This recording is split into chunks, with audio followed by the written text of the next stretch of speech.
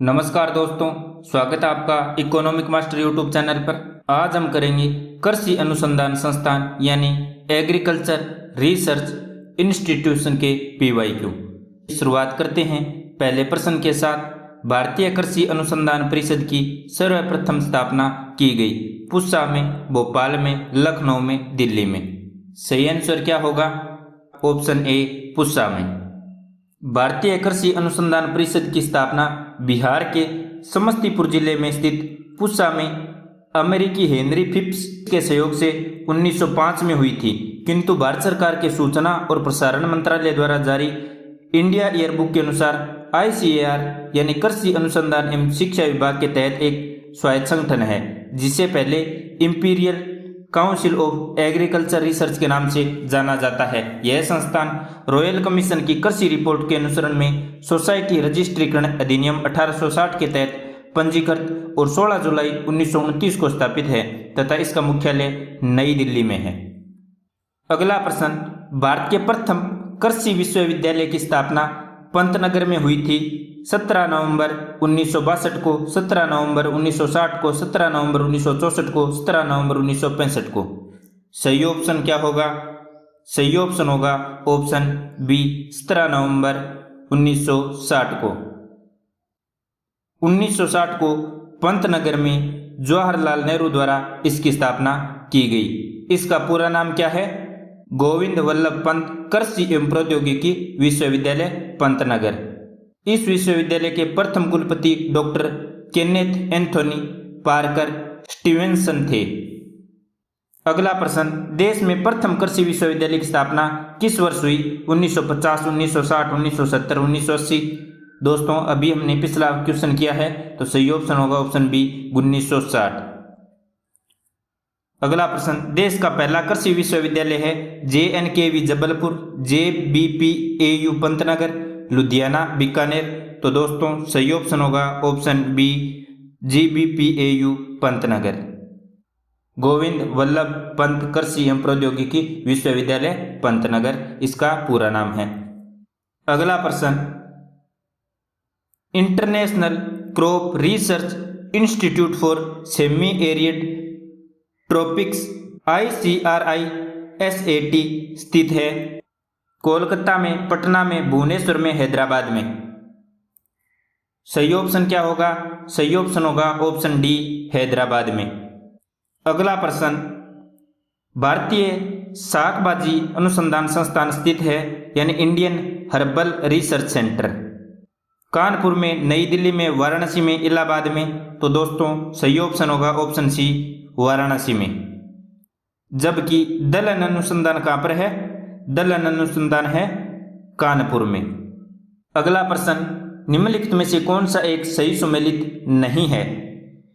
UPCAR Lucknow, IARI नई Delhi, IVRI Kanpur, NDRI Karnal.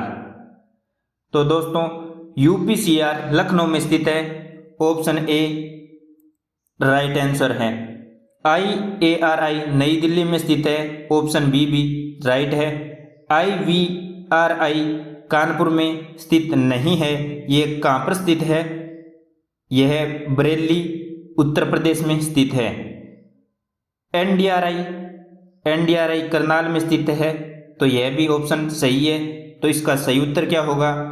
सही उत्तर होगा ऑप्शन सी, IVRI कानपुर गलत युग्म दिया हुआ है। UPCAR का पूरा नाम क्या है? Uttar Pradesh council of agriculture research.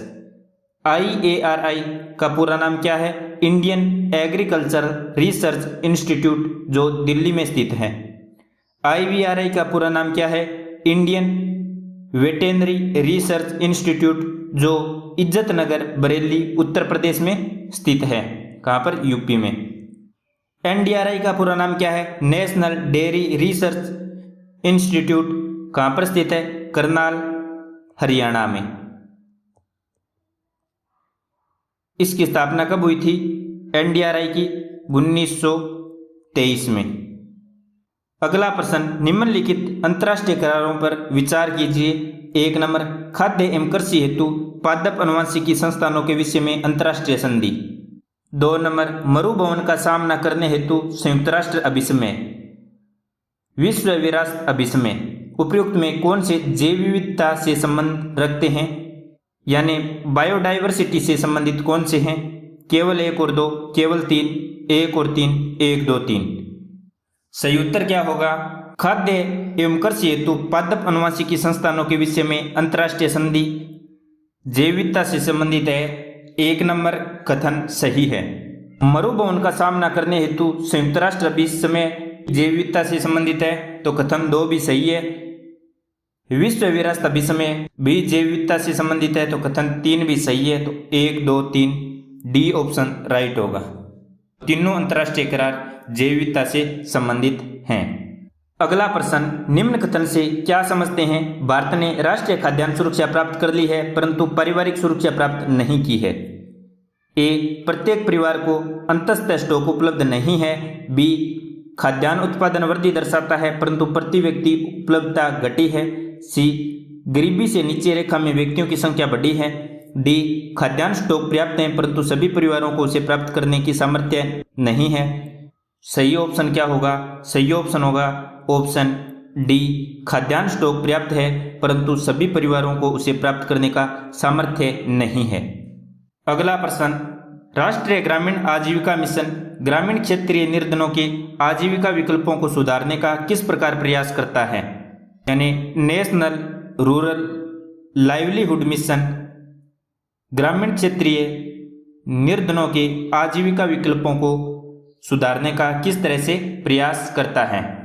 1 number, ग्रामीण क्षेत्रों में बड़ी संख्या में नए विनिर्माण उद्योग तथा कृषि व्यापार केंद्र स्थापित करके स्वयं सहायता समूहों को सशक्त बनाकर और कौशल विकास की सुविधाएं प्रदान करके कृषकों को निःशुल्क बीज, उर्वरक, डीजल पंप सेट तथा लघु सिंचाई संयंत्र देकर। सही उत्तर चुनिए।